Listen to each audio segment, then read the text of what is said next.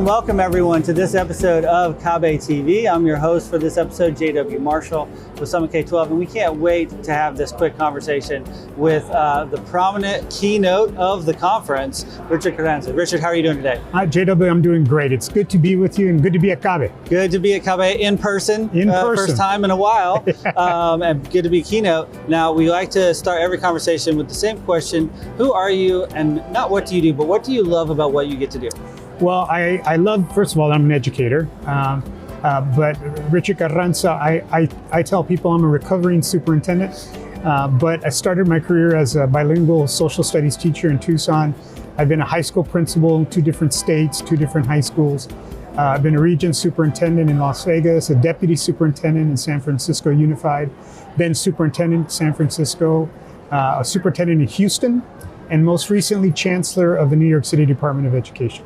And so you've led some large organizations. Yeah.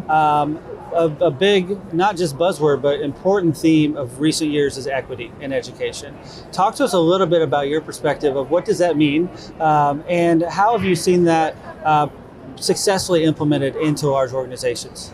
Yeah, I think one of the biggest challenges in school organizations is that we talk about equity, yet the systems and structures don't often change to produce equitable outcomes for all students. And we probably see that even more profoundly when it comes to educating English language learners. So from my perspective, what we need to do is be very clear about why do we want equitable outcomes for all students, not equal outcomes, because not all students come with the same, I would say, privileges that other kids have. So as a school system, we set the bar. This is what we want to make sure students are able to do, know, and be able to communicate. And then how do we structure everything we do to get students to get to that bar, not lower the bar?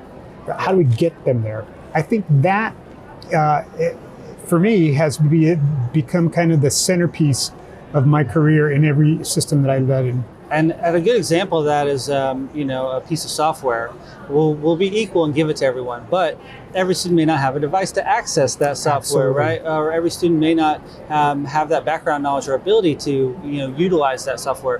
What practical steps can districts take of all sizes to make sure that, again, they're not just being equal, but they are being equitable? That's the hard work, right? The first step is getting, devices, access, the right strategies, but that's the one size fits all. How do we take that next step from equality to equity? Well, I think that's the biggest challenge in systems, right? Because people want to see it as equal.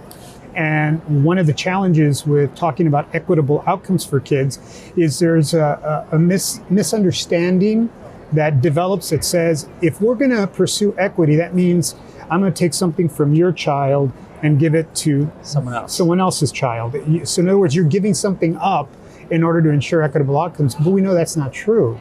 So being really clear about the intent and purpose is, I think, very, very important. Secondarily, I also think that, post-pandemic, we are at a true inflection point in education because of the challenges we had during that pandemic with technology distribution, with connectivity, all of those things that happened, with the lack of a capacity on teachers, students, families' parts to sit and do homeschooling computer work for the entire day. But think about what's happened over the course of that pandemic. We've now developed the capacity. Well, teachers have skills, students have skills, parents have skills. So how do we harness that? We also know that there's been a chasm in terms of the technology divide, and we are much closer now than we've ever been to closing that technology chasm.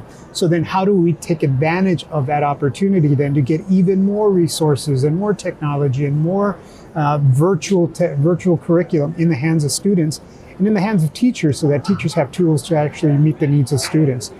The last thing I'll say about this, because I could go on all day, is we also need to be respectful and have culturally relevant and sustaining not only literature, but curriculum and practices and pedagogy. I think one of the things that is the first to go or the first to be called unequal is if you are paying attention to culturally relevant sustaining practices and pedagogy. I think we really need to weigh in as educators and be very clear about No, we're not teaching anything that's nefarious. We're just teaching our history. We're teaching our kids and meeting them where they are. And giving them windows and mirrors in windows the and content, mirrors. right? Last question, kind of on that same track. We run the risk now, it's this critical time in education that we could either fall back to the way things were in 2019 pre-pandemic, which weren't that great for a lot of student populations, especially bilingual and multilingual students, or we can push forward, right, and put the pedal to the metal. We've seen, as you talked about the digital divide, what happens at a necessity. We can cut the bureaucracy and we can get the things in the hands of students and teachers and principals when we have to.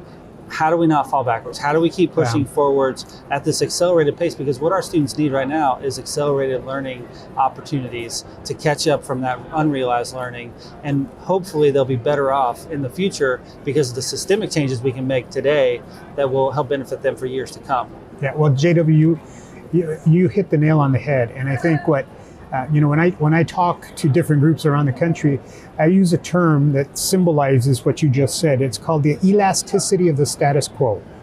And what I mean by the elasticity of status quo is that even when you hear folks talking about education post-pandemic, you hear them say, we can't wait to get back to normal. Wait till we get back to normal. Well, no, the pandemic has forced us to do things in a different way, and we've learned some lessons from that. And we've developed some capacity to do things in a different way. But if we don't pay attention, if we don't memorialize those practices in a new way of doing work, then that elasticity is going to get you right back to that status quo that we had prior to the pandemic. So how do we not allow ourselves to do that? We have to be very conscious about what it is that we're doing and what we're providing to students. The other element that I would say is really important, especially post-pandemic, is social-emotional learning, because everybody's been traumatized. Students, parents, teachers, principals, bus drivers, everybody's been traumatized. School boards, everybody. Yeah. So there has to be, no longer can we have the days where it's either academics or it's all that warm, fluffy stuff. It's not. Yeah. I tell folks, you can't get to Bloom's if you're not paying attention to Maslow. Absolutely. So I think those are the lessons learned post-pandemic. And hopefully moving forward at all levels with teachers and students, faculty, staff, with teachers, that we continue to ask people, how are you doing?